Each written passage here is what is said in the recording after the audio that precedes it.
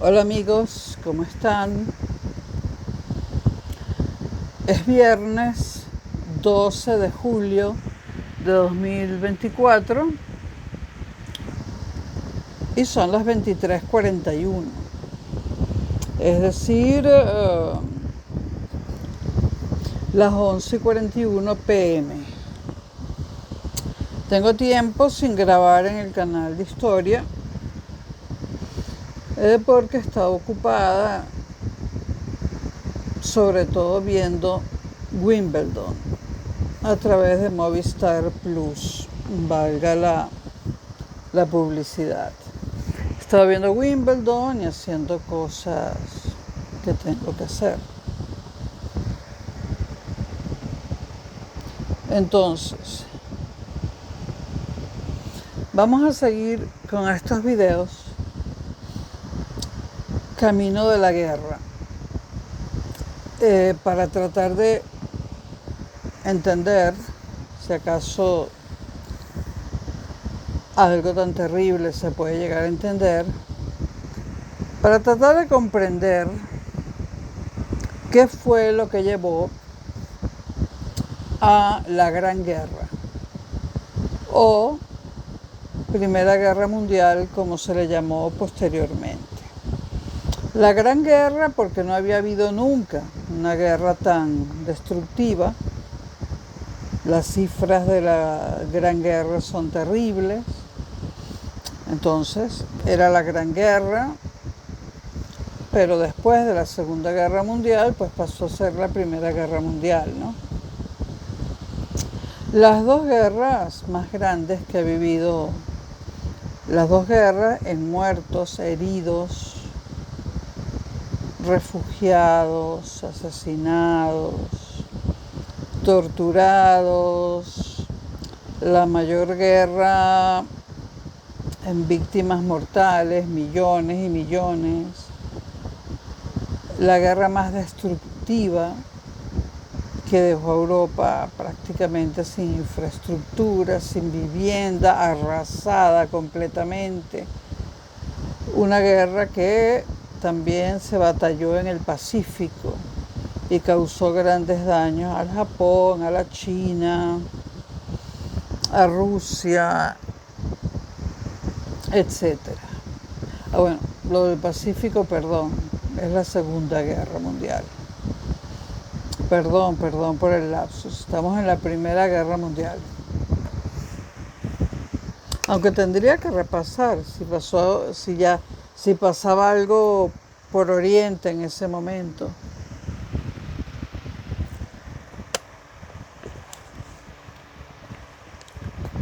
Sospecho que sí, pero bueno.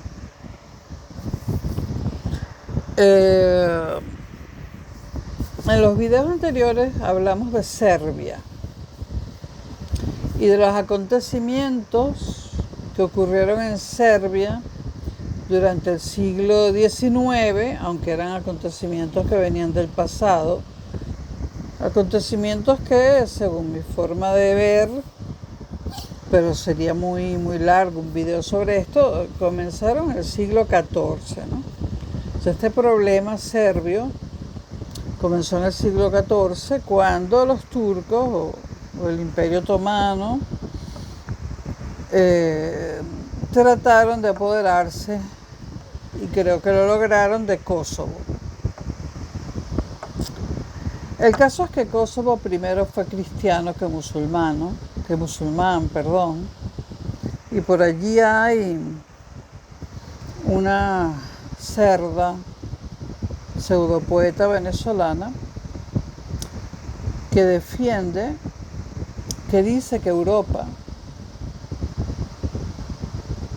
le robó Kosovo a los musulmanes. Me temo que fue al revés. Ahora, evidentemente, Estados Unidos, al meter las narices en la guerra de la ex Yugoslavia, y la Unión Europea, al meter las narices en la independencia de Kosovo, le robaron Kosovo a Serbia. A Serbia le han robado Kosovo 2 veces. A Serbia la han humillado mucho más de 2 veces. Y la historia continúa. El mundo todavía no se ha acabado y las humillaciones a Serbia tendrán consecuencias.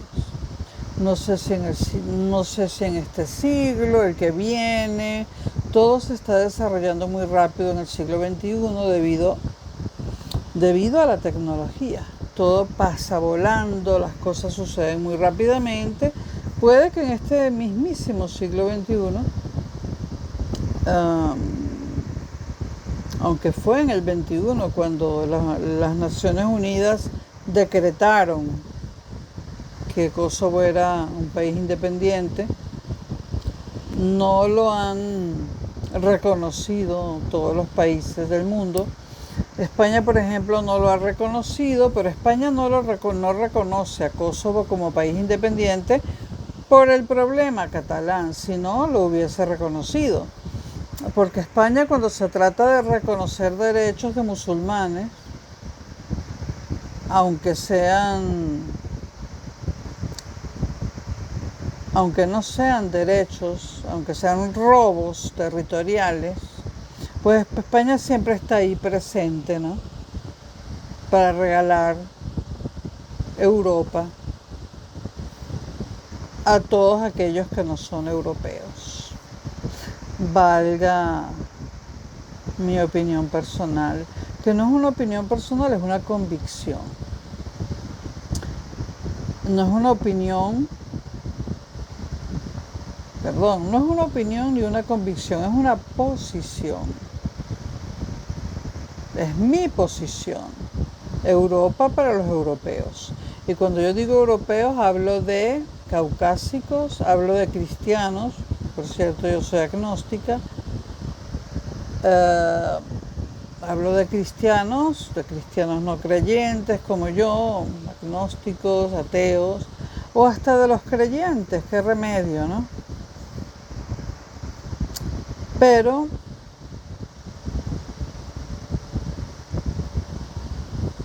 bueno, no voy a comentar las últimas elecciones, las europeas, las legislativas francesas, pero eso será en el otro canal, el canal escandaloso. Bueno,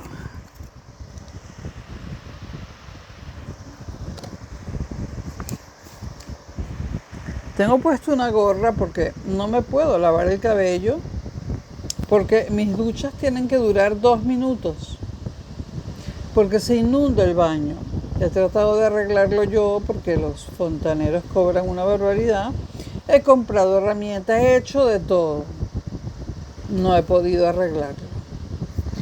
Sigo dándome duchas de 2 minutos y este cabello va a desaparecer hasta que arregle el problema de la ducha. Es que voy a ir a una peluquería que me lo rapen, porque con lo largo que lo tengo, el problema de la ducha me hace muy complicado lavarme el cabello, pero no.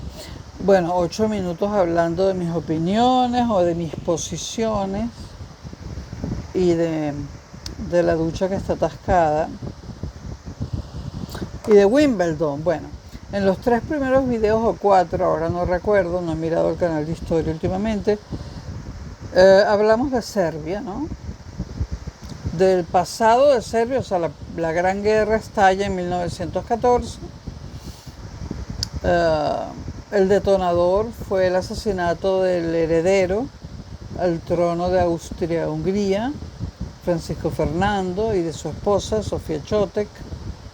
Ese fue el detonante, pero nos recorrimos buena parte del siglo XIX serbio para explicar cómo se había llegado a ese punto. Porque Serbia es uno de los grandes protagonistas del por qué estalló la Gran Guerra. El otro gran protagonista, aunque no son solo 2, pero el otro gran protagonista es el Imperio Austrohúngaro. Y de él vamos a hablar ahora. Muchos historiadores han calificado al imperio austrohúngaro en su última etapa como un imperio sin cualidades. Ahí lo dejo. Ahí lo dejo, las opiniones personales son libres. Dos desastres militares definieron la trayectoria del imperio de los Habsburgo. Recuerden que los Habsburgo también pasaron por España. Carlos primero de España, quinto de Alemania, era un Habsburgo, si no me equivoco. Aquí hay sangre habsburga en la familia real. Creo que todavía no tengo ganas de recapitular en mi cabeza en este momento todos los monarcas que reinaron en España, perdería mucho tiempo, ¿no? Bueno, entonces, dos desastres militares definieron la trayectoria del imperio de los Habsburgo en el último medio siglo de su existencia.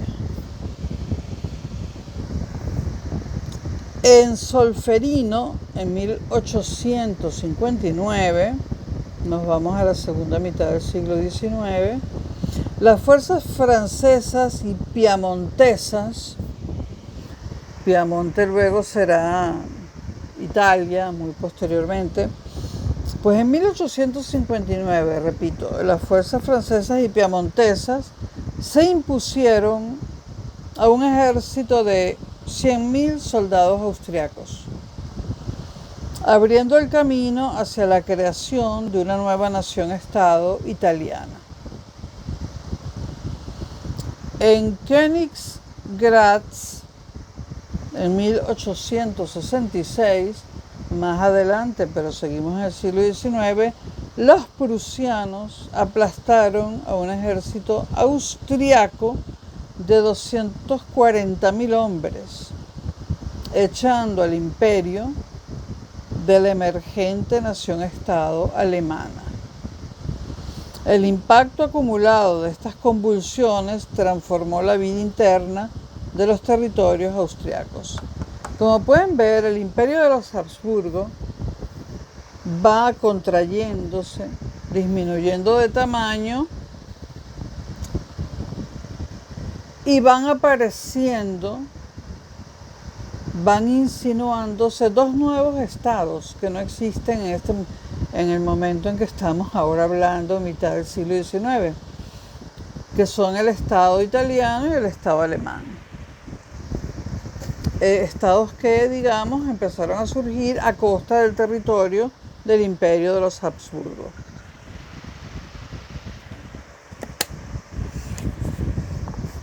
Uso cascos porque tengo un ventilador súper potente apuntándome, porque es que el calor... Bueno.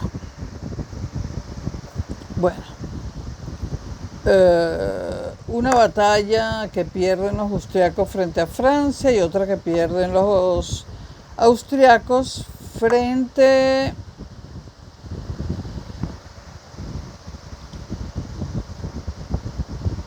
a Prusia.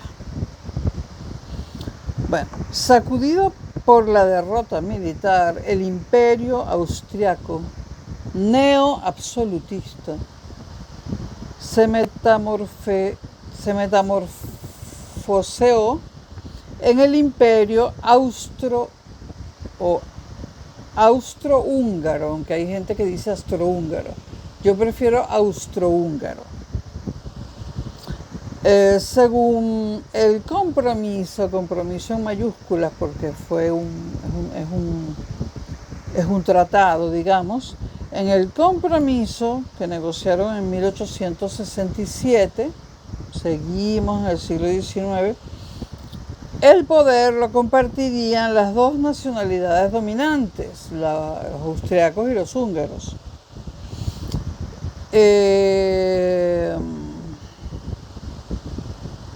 No, perdón. No hablamos del poder dentro. Ah, pues sí. Sí. El poder lo compartirían las dos nacionalidades dominantes dentro del imperio austrohúngaro. Los alemanes en el oeste, porque los austriacos son alemanes, ¿no? Y los húngaros en el este. Ahora, que luego nace una Alemania que no se llama Austria es otra cosa, ¿no? Los alemanes o germanos, si se prefiere, han ocupado, los germanos en siglos anteriores vivían en lo que hoy en día es Alemania, Austria, Chequia, Polonia, etc. Bueno, el imperio austrohúngaro en el oeste domina Alemania, dominan los alemanes en la parte austriaca, podríamos decir, y en el este, en este momento, los húngaros. En el año de 1867 queda establecido así en el compromiso. Surgió un sistema de gobierno único, pero era como un huevo con dos yemas. Era problemática esa situación, en el que el reino de Hungría y una región en territorio austriaco, que a menudo se le ha llamado Cisleitania, es decir, Hungría y Cisleitania, habitaban una al lado de la otra dentro de la envoltura traslúcida de una monarquía dual, austro-húngara. Cada una de las dos entidades, voy a hablar de la entidad austriaca y de la entidad húngara de ahora en adelante, porque esta palabra Cisleitania me fastidia un poco, ¿no?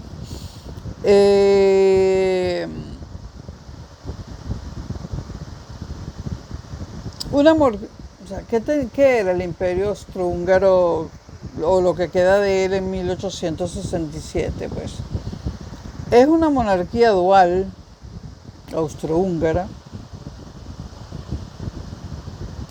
Cada una de las dos entidades tenía su propio parlamento, es decir, había dos parlamentos, uno austriaco, uno húngaro, pero no tenían en común un primer ministro ni un gobierno.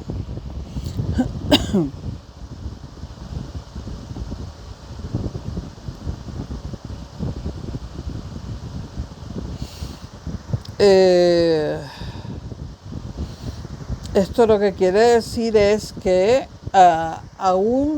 que había dos parlamentos, pero un solo gobierno.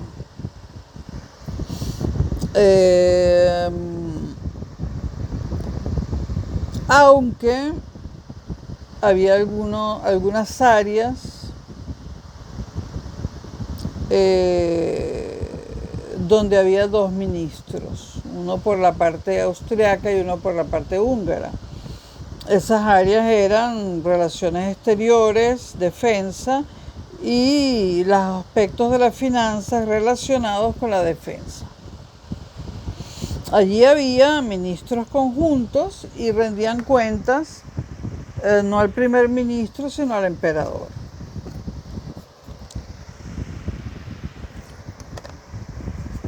Un único emperador, un único gobierno, dos parlamentos. Tampoco es tan alocada la formación política de lo que quedaba del imperio austrohúngaro. Era manejable.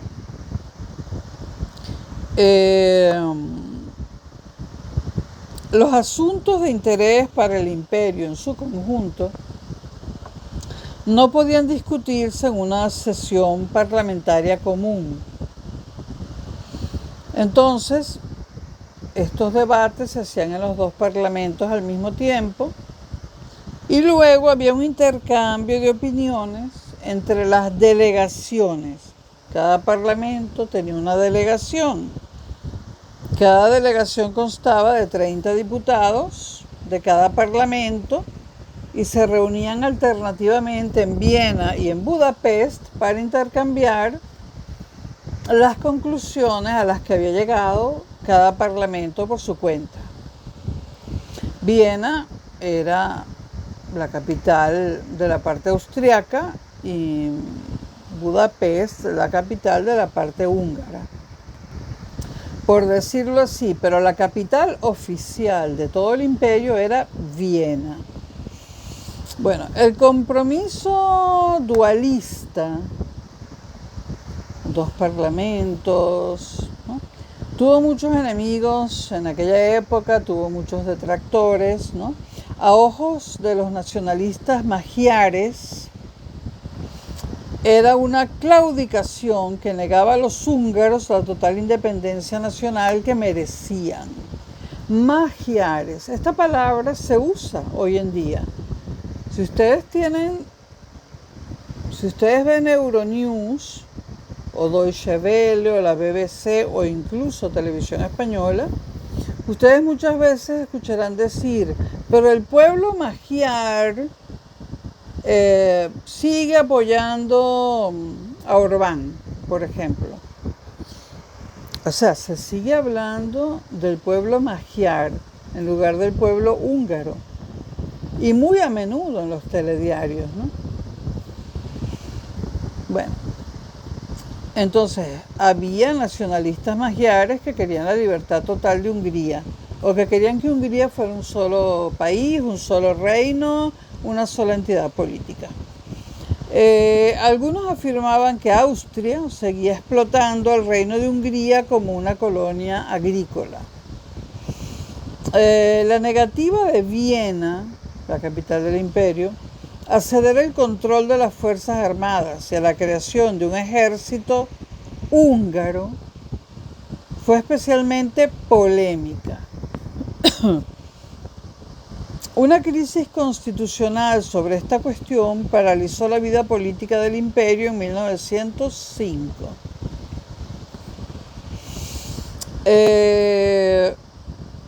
Por otra parte, los alemanes austriacos sostenían que los húngaros estaban aprovechando de la economía más adelantada de los territorios austriacos y debían pagar una mayor porción de los gastos corrientes del imperio.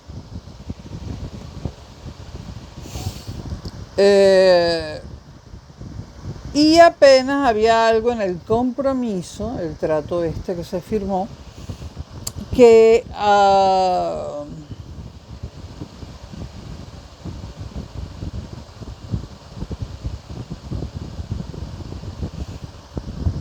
un momento.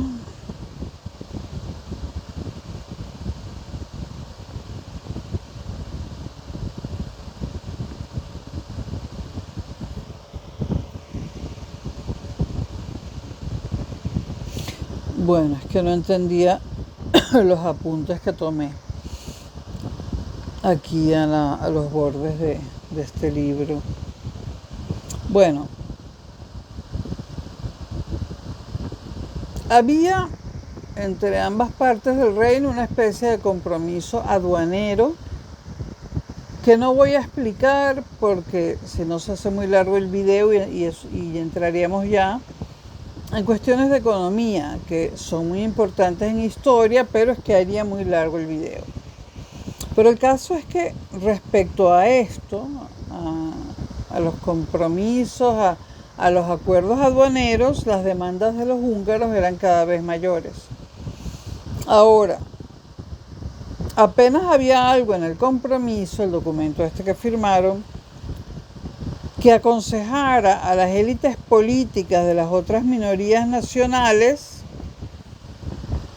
que tuviesen derechos extra, ¿no?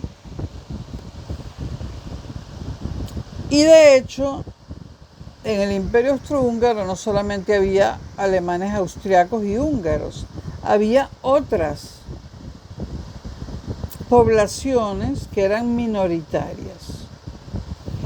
Ahora, en el compromiso decía textualmente,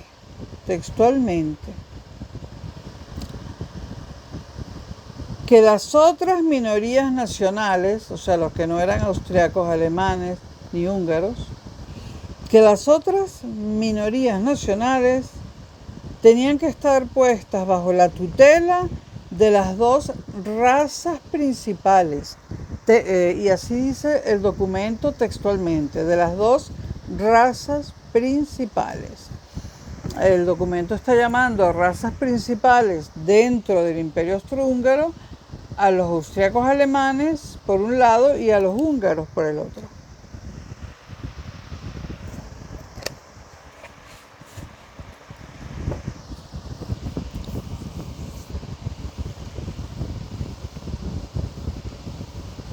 Bueno, una anécdota, aunque también las anécdotas alargan los videos, pero son interesantes. El primer ministro húngaro, el primero que hubo después del compromiso con C mayúscula, el documento este que firmaron, Gyula Andrássy captó este aspecto del acuerdo cuando comentó a su homólogo austriaco: usted cuida de sus eslavos y nosotros cuidamos de los nuestros.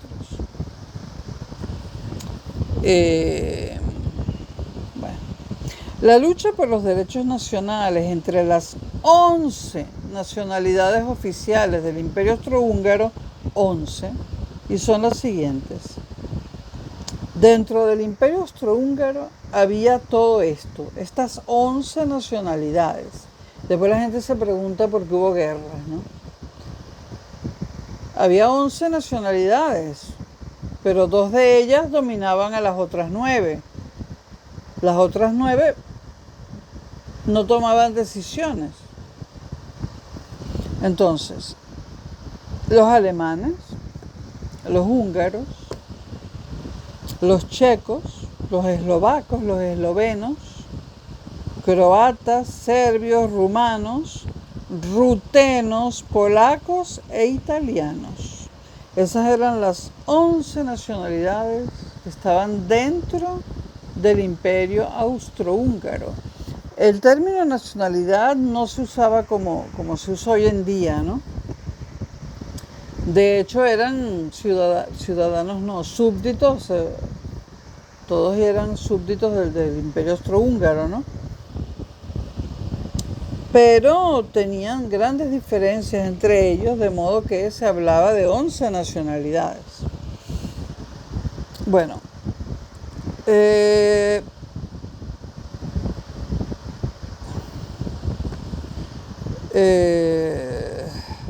los húngaros abordaron el problema de las nacionalidades comportándose como si no existiera. No había problema, se olvidaron de eso. El sufragio electoral en el reino extendía solo el 6% de la población, porque estaba vinculado a un requisito de propiedad, sufragio censitario, que favorecía a los magiares. ¿Quiénes eran los magiares? La raza predominante dentro de Hungría. Dentro de lo que ellos llamaban la raza húngara, también había otras razas. Y los magiares eran la raza privilegiada dentro de Hungría. Ahora, los telediarios, insisto, de hoy en día, año 2024, siguen hablando de los húngaros como magiares. Y no solamente, esa no es la única etnia que forma parte de Hungría. O sea, Hungría es una mezcla de muchas etnias, entre ellas la etnia magiar. Pero los telediarios se atreven a decir en lugar de los húngaros, los magiares. Casi sería como si los alemanes de hoy en día, al dar las noticias, en lugar de decir los alemanes, dijeran los arios piensan tal cosa, ¿no? Magiares. Bueno, el sufragio electoral favorecía dentro de Hungría a los magiares.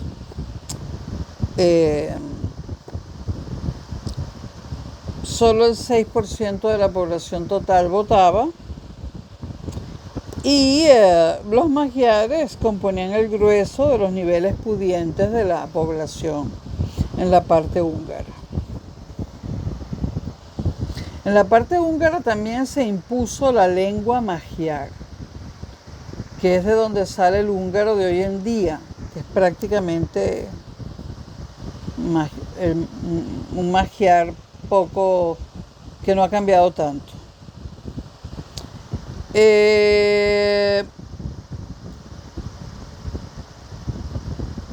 Vamos a hablar del Parlamento de Cisleitania. ¿Qué era Cisleitania? La parte austriaco-alemana, ¿no? Vamos a ver qué puse al margen. Sí, la parte austriaca del imperio, pero ya dije que la iba a llamar yo la parte austriaco-alemana, ¿no? Pero bueno, el Parlamento de Cisleitania, es decir, de la parte austriaca, se reunía en un espléndido edificio neoclásico de la Ringstraße en Viena.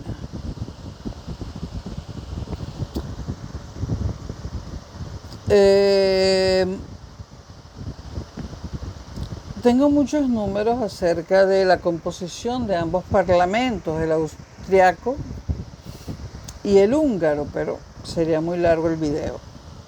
Bueno, puesto que en Cisleitania, es decir, en la parte austriaca alemana del imperio, no existía una lengua oficial, pero en Hungría sí, el magiar, no había una única lengua oficial en los procedimientos parlamentarios de la parte austriaca.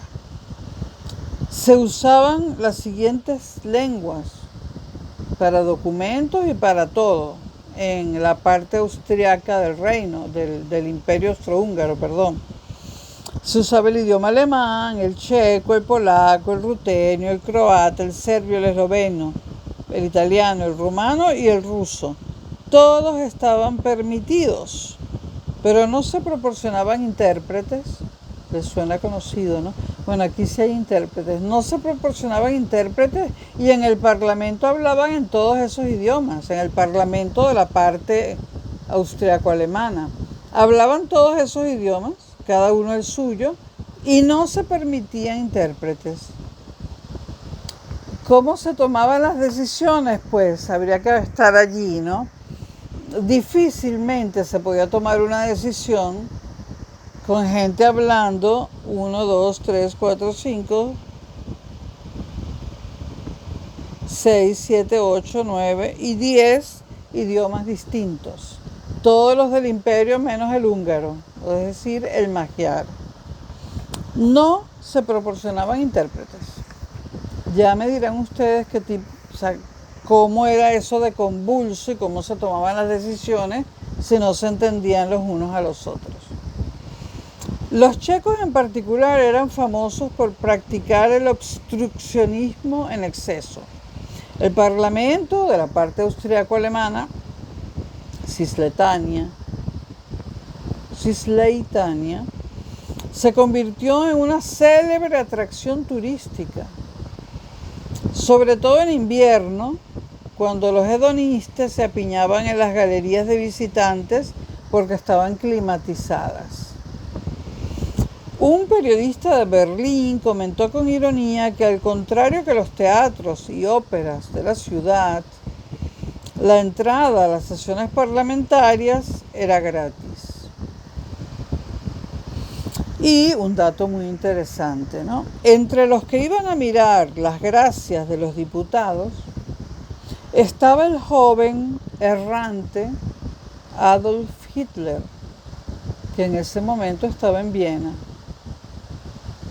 Adolf Hitler iba de oyente al Parlamento de Cisleitania, es decir, de la parte austriaca del Imperio Austrohúngaro. Un jovencísimo Adolf Hitler. Entre febrero de 1908 y el verano de 1909, cuando el obstruccionismo checo estaba en su apogeo, a menudo se encontraba en la galería de visitantes Adolf Hitler. Posteriormente, Hitler afirmaría que esa experiencia le había curado su admiración juvenil por el sistema parlamentario. Es decir, que a él no le gustaban los parlamentos, habiendo visto cómo se desarrollaba aquel parlamento austriaco en 10 idiomas distintos, ¿no? Y sin intérpretes. Aunque yo me temo que a Hitler tampoco le hubiesen gustado los... O sea, yo me temo que a Hitler tampoco le hubiesen gustado los parlamentos, aunque no hubiese tenido esa experiencia, ¿no?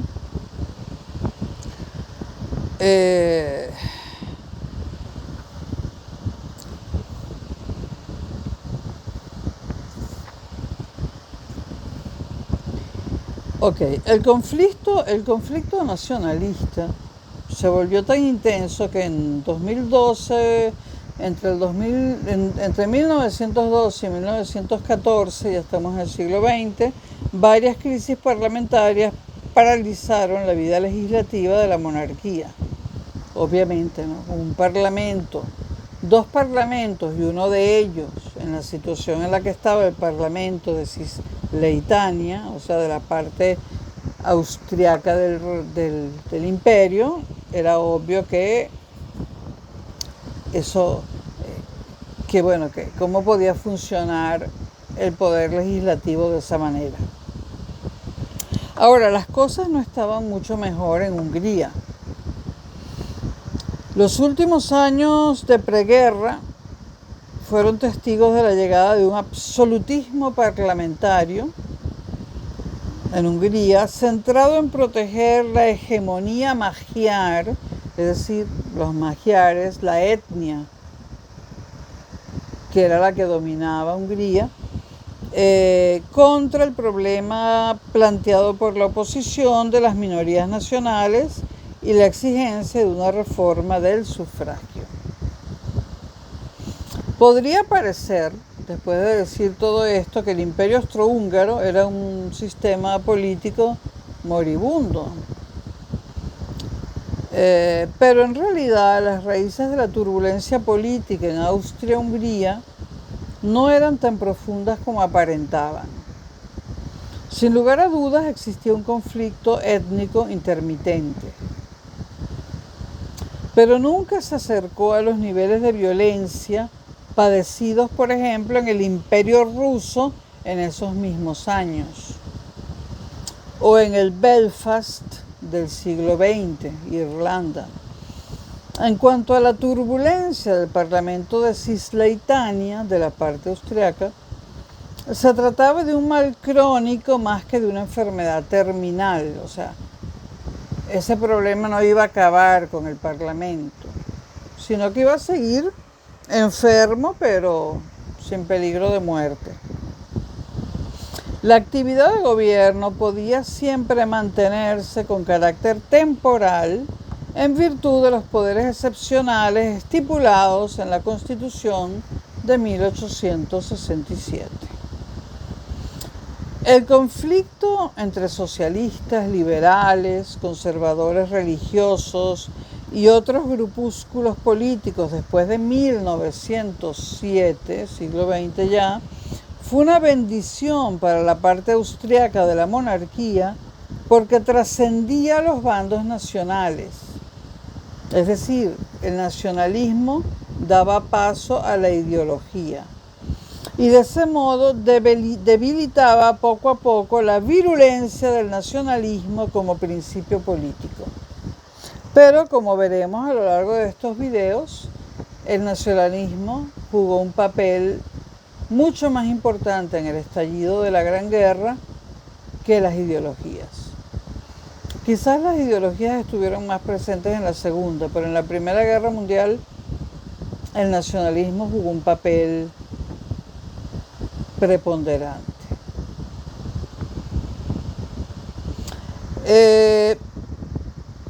Los tres últimos primeros ministros austriacos antes de 1914, los señores Beck, Wienert y Stürk, demostraron que a pesar de las crisis del sistema, podía gobernarse el imperio austrohúngaro.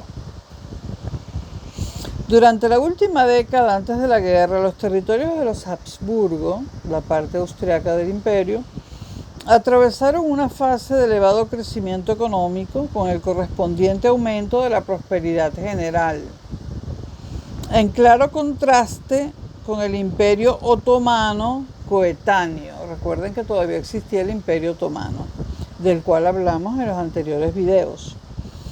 El libre mercado y la competencia a través de la extensa unión aduanera del imperio austrohúngaro estimularon el progreso tecnológico y la introducción de nuevos productos.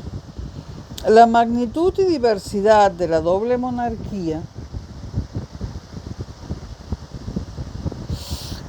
supusieron que las nuevas plantas industriales se beneficiaran de unas redes complejas de industrias colaboradoras sustentadas por una infraestructura de transporte eficaz y un sector de servicios y de apoyo de alta calidad. Los efectos económicos beneficiosos se hicieron evidentes sobre todo en el Reino de Hungría, es decir, progresa la parte austriaca y eso hace que progrese la parte húngara. Un punto para el capitalismo, a favor del capitalismo, que también hay que hablar de eso, ¿no? En la década de 1840, siglo XIX, por ejemplo, Hungría había sido la despensa del imperio austriaco. El 90% de sus exportaciones a Austria consistían en productos agrícolas. Es decir, los austriacos comían lo que producían los húngaros. Pero en los años 1909 a 1913, ya siglo XX, las exportaciones industriales húngaras habían aumentado al 44%. Si bien la creciente demanda de productos alimenticios baratos de la región industrial austro-bohemia garantizaba que el sector agrícola húngaro sobreviviera en buenas condiciones. Otro dato a favor del capitalismo: la industria no elimina a la agricultura. Si se hacen bien las cosas, no. Bueno, lamentablemente todo esto fue destruido por la Gran Guerra. Todos estos progresos, y ya veremos, ¿no?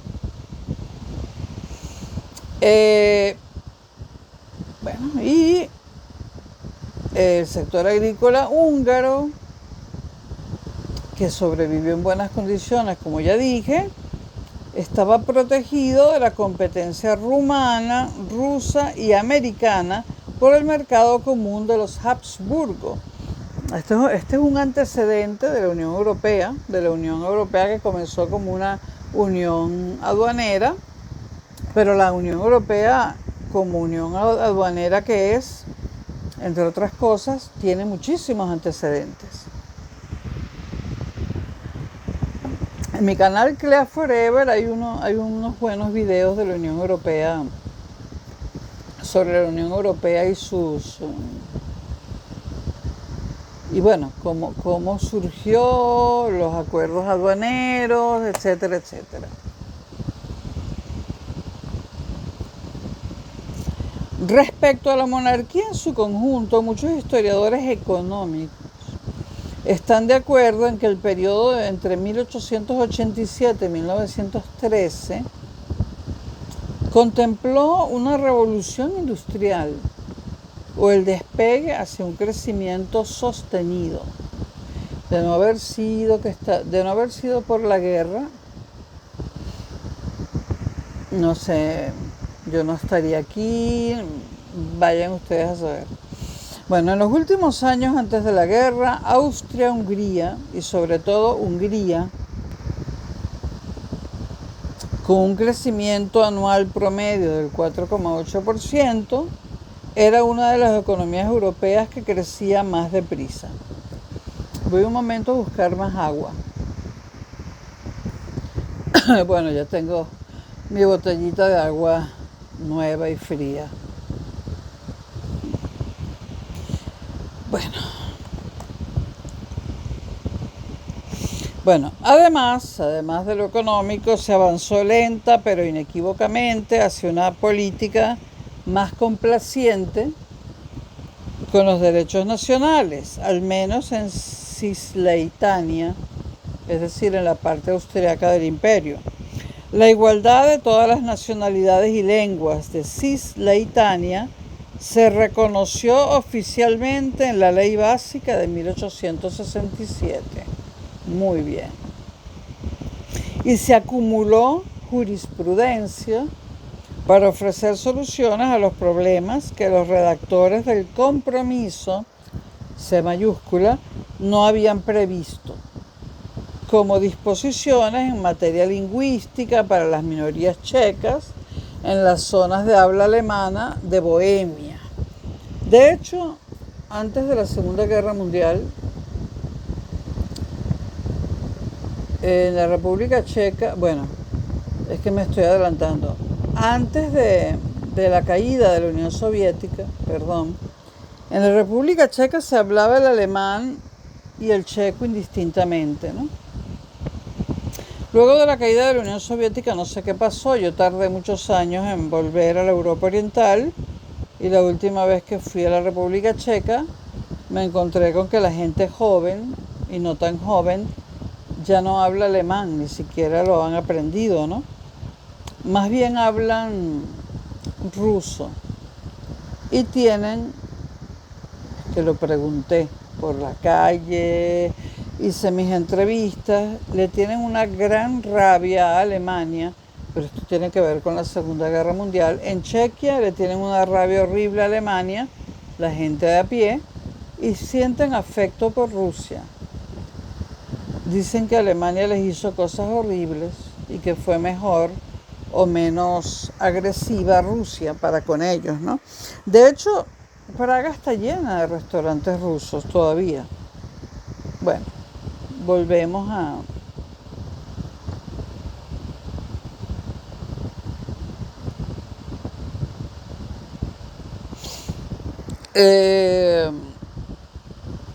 bueno, ya dijimos que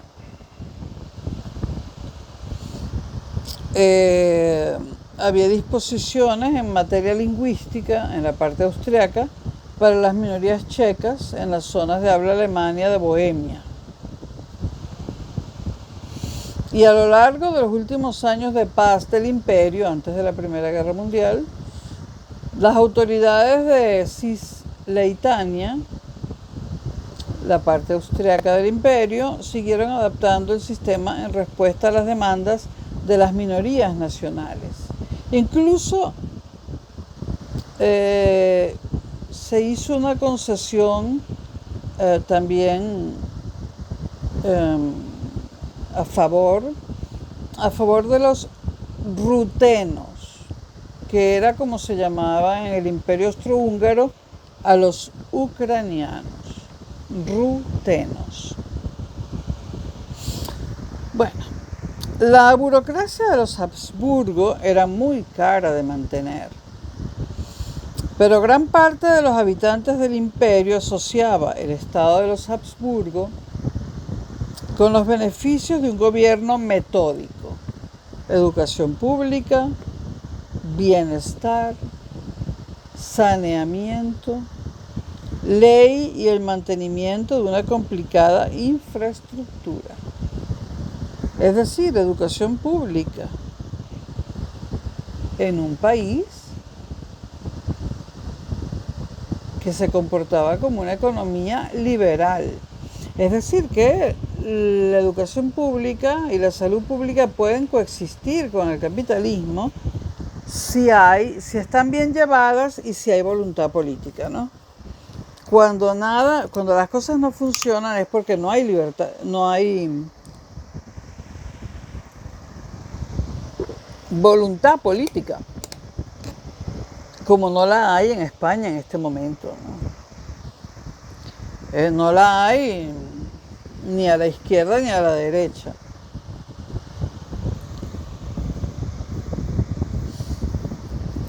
Aunque debo decir que el único partido político que mantiene su posición y que no es ambiguo, es Vox. Vox no anda cambiando de posición, como hace el PSOE, como hace el PP, como hace todos los demás, ¿no? Vox mantiene su posición, no estoy diciendo que sea malo o bueno, sino que por lo menos son coherentes. Bueno, estas características de la organización política de los Habsburgo, y es que la sangre alemana al fin y al cabo es alemana, ¿no? Lo digo porque, bueno, ¿cuál es el motor de Europa? Hoy en día, pues Alemania. Bueno, estas características de la organización política de los Habsburgo cobraron mucha importancia en la memoria después de la desaparición de la monarquía. Es decir, hicieron falta. La gente supo que habían perdido algo bueno.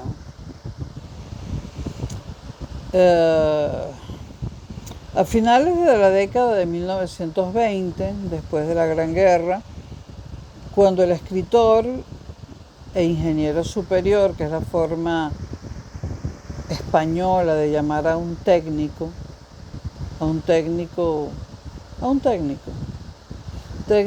universitario.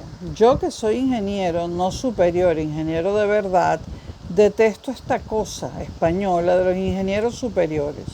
Ellos son simples técnicos. Un ingeniero eléctrico es un ingeniero. Un ingeniero eléctrico técnico, un ingeniero superior, eléctrico superior, es un electricista. Y dejen ya la estupidez. Bueno, a finales de la década de 1920, cuando el escritor e ingeniero superior, es decir, técnico, Robert Musil, no sabía yo esto hasta que leí esto, repasaba el último año de paz del Imperio Austrohúngaro, la imagen que visualizaba en su mente era la de unas calles blancas, amplias y prósperas, que se extendían como ríos de orden, como cintas de sarga militar brillante. Estoy citando a Musil, que abarcaban las tierras con el brazo blanco de la administración. Cierro comillas, las citas de Robert Musil.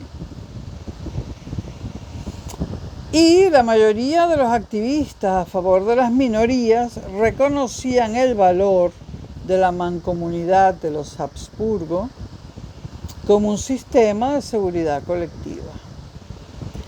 El encono de los conflictos entre nacionalidades minoritarias, por ejemplo, croatas y serbios en Croacia-Slavonia, o polacos y rutenos, polacos y ucranianos, en Galicia, y muchas zonas de asentamientos de diversidad étnica, sugería que la creación de nuevas entidades nacionales distintas podría causar más problemas de los que resolvía.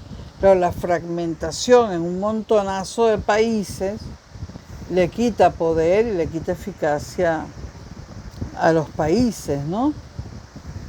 A Estados Unidos le convenía que la ex Yugoslavia se dividiese, porque ¿cuál es el poder que tiene Macedonia o el que tiene Montenegro? Mínimo. Incluso el que tiene Croacia o Bosnia y Herzegovina. Y a Serbia, que es el gran país, todavía no lo admiten en la Unión Europea. Las series policíacas norteamericanas siguen colocando a los asesinos, todos con nacionalidad serbia.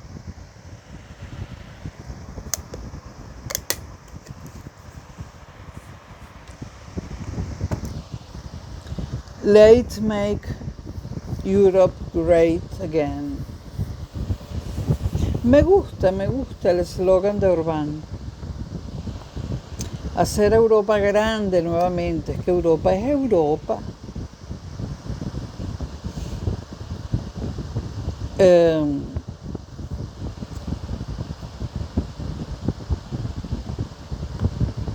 en todo caso, ¿cómo elegiría a estas naciones-estado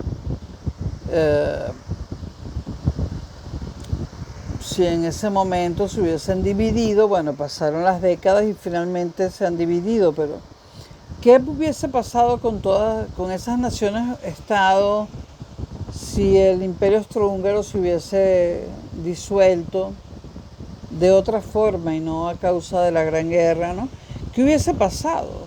¿Cómo les hubiese ido sin el caparazón protector del Imperio Austrohúngaro? En 1848, el historiador nacionalista checo František Palacký advirtió que la disolución del Imperio de los Habsburgo, lejos de liberar a los checos, sentaría las bases de una monarquía universal rusa.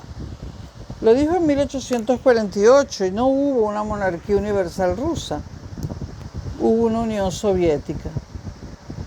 Pero para fines geográficos y otros es lo mismo. No estuvo engañado este historiador checo.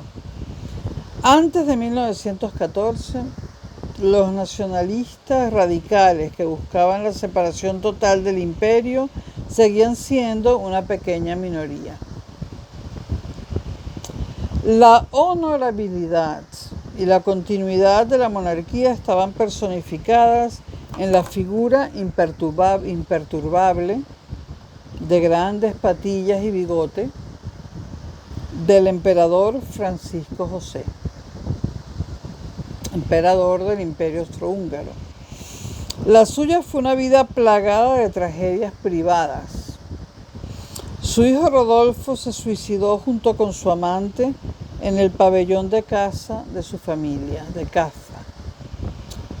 Un anarquista italiano mató a su esposa Isabel, la famosa Sisi, de una puñalada a orillas del lago de Ginebra.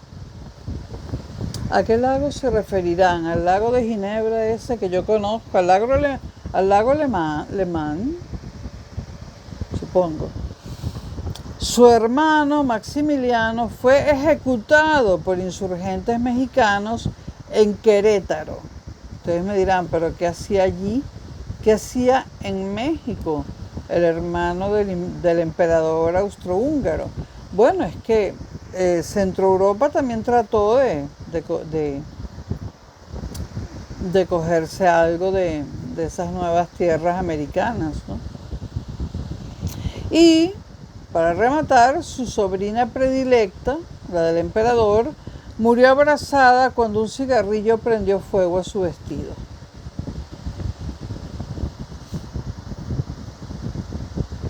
Han cambiado mucho los cigarrillos, ahora se apagan. Bueno, ahora no, hace décadas se apagan inmediatamente si no estás, aunque yo soy exfumadora. Pero si no estaba yo todo el tiempo aspirando, se apagaban, ¿no? Pero en realidad no era para evitar incendios, aunque también, sino para que se acabara rápido y compraras más. También los que lías se apagan rápido. Hacen un papel que se apaga rápido y, bueno, no sé si es un papel. No sé si es el papel, la combinación del papel con el tabaco, no sé. El emperador Francisco José demostró una gran habilidad para manejar la compleja maquinaria de su estado, contrarrestar las fuerzas opositoras a fin de mantenerlas dentro de un equilibrio de descontento moderado e involucrarse muy de cerca en todas las fases de la reforma constitucional. Sin embargo, para 1914, el emperador se había vuelto apático. En los 2 últimos años antes de la guerra respaldó al autocrático primer ministro magiar István Tisza contra las demandas de la minoría a favor de la reforma del derecho húngaro al voto.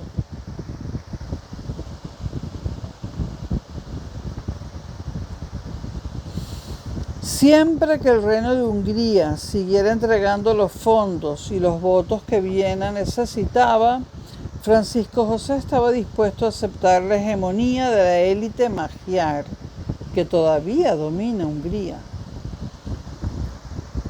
De hecho, los telediarios llaman magiares a los húngaros.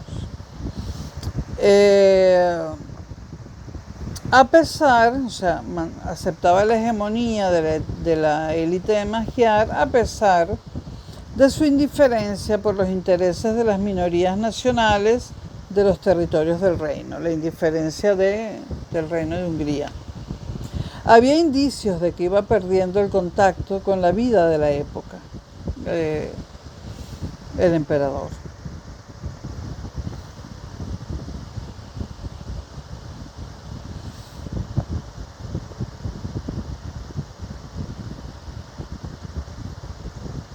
El político austroalemán Josep Maria Bahrenreiter dijo en 1913, refiriéndose al emperador: ya no comprende los tiempos y los tiempos pasan a pesar de todo. No obstante, el emperador seguía siendo el foco de poderosas adhesiones políticas y emocionales.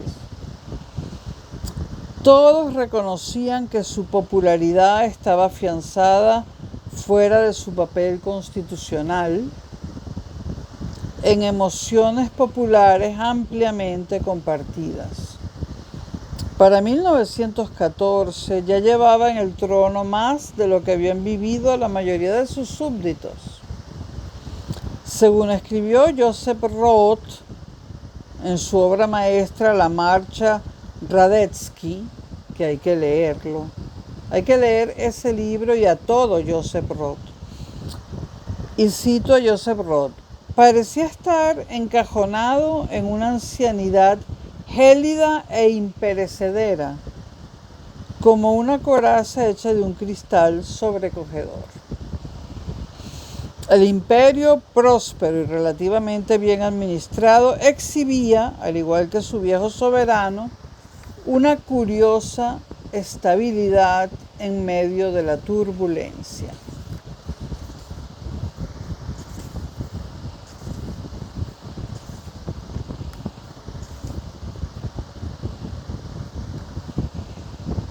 Bueno, va a ser un video un poco largo, pero no quiero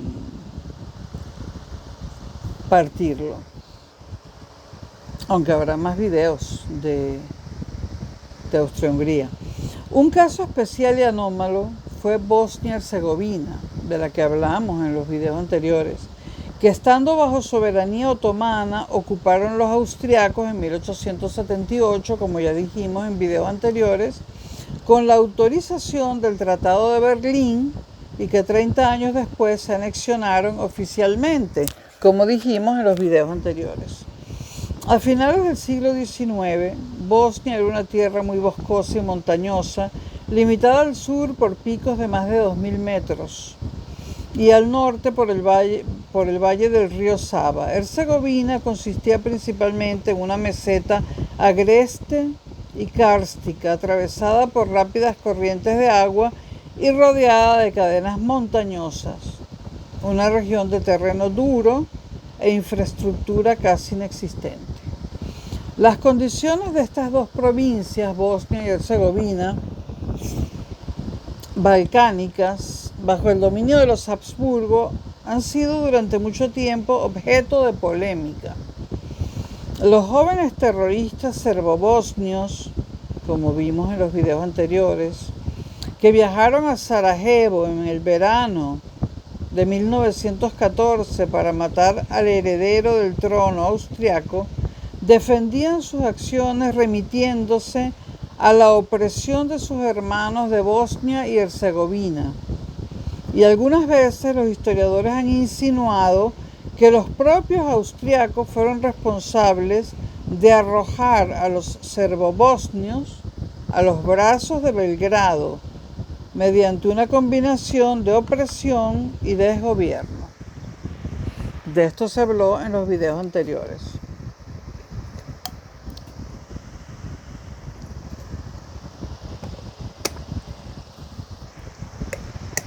Las tapitas estas que se mantienen agarradas a la botella me tienen fastidiada.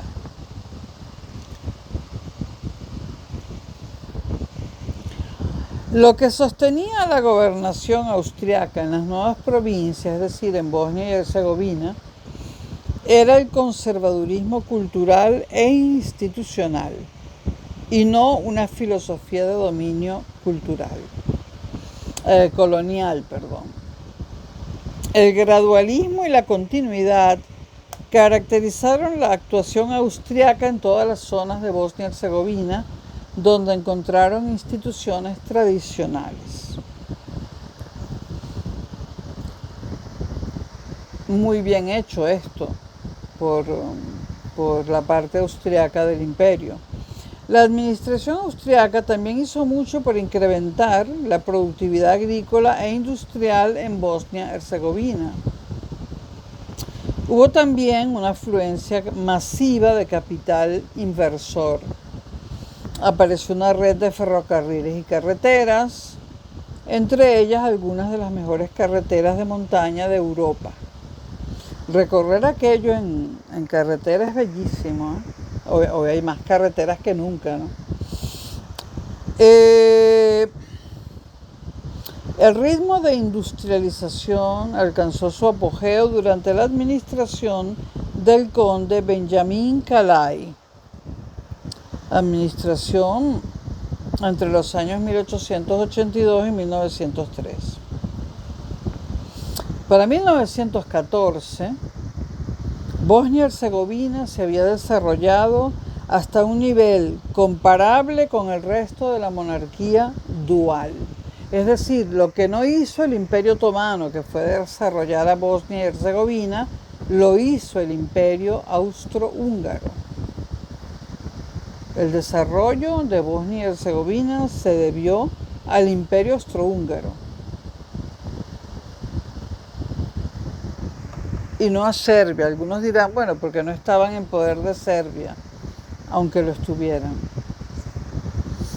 La peor mancha en el historial de la administración austriaca en Bosnia y Herzegovina fue la tasa tremendamente baja de alfabetización y escolarización, que era incluso peor que la de Serbia, y de la de Serbia hablamos en videos anteriores. Estos videos hay que verlos en orden. El problema residía en parte en conseguir que los campesinos enviaran a sus hijos a la escuela. Hasta 1901, tras la anexión oficial de las provincias, no se introdujo la educación primaria obligatoria. Ahora, no siempre reinó una armonía perfecta en Bosnia y Herzegovina. El gobierno de los Habsburgo aplastaba con fuerza todo lo que oliera a movilización nacionalista contra el imperio. Theodore Roosevelt no andaba muy lejos de la realidad cuando en junio de 1904, durante la visita de los dos políticos austriacos de alto nivel, a la Casa Blanca, comentó que la monarquía de los Habsburgo había, cito a Roosevelt, comprendido cómo tratar a las distintas nacionalidades y religiones del país en pie de igualdad y cómo con ello lograr éxitos tan grandes, cierro comillas. Pero añadió, quizá con tristeza, que creía que la administración estadounidense en Filipinas podría aprender mucho del ejemplo austriaco. Bueno, fue sincero Roosevelt, ¿no? Porque la administración norteamericana en Filipinas no fue buena.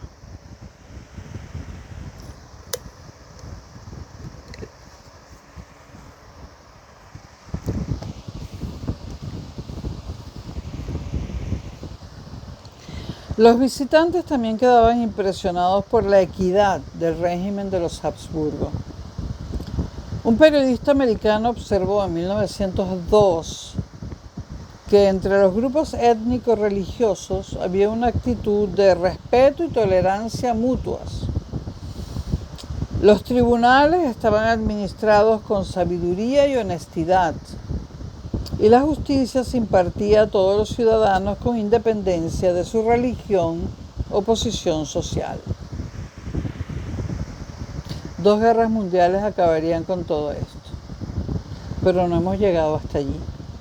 La caída del imperio en medio de la guerra y la derrota en 1918 quedó marcada en la visión retrospectiva de los territorios de los Habsburgo, ensombreciendo la escena con presagios de un declive inminente e ineludible. Recuerden que en 1918 se crea la nueva nación-estado de Checoslovaquia, cuando termina la guerra, pero no hemos llegado allí todavía. Tampoco ha comenzado la guerra en estos videos. Bueno, lo vamos a dejar hasta aquí. Y en el próximo video seguimos con el Imperio Austrohúngaro. Gracias si han llegado hasta acá, escuchándome.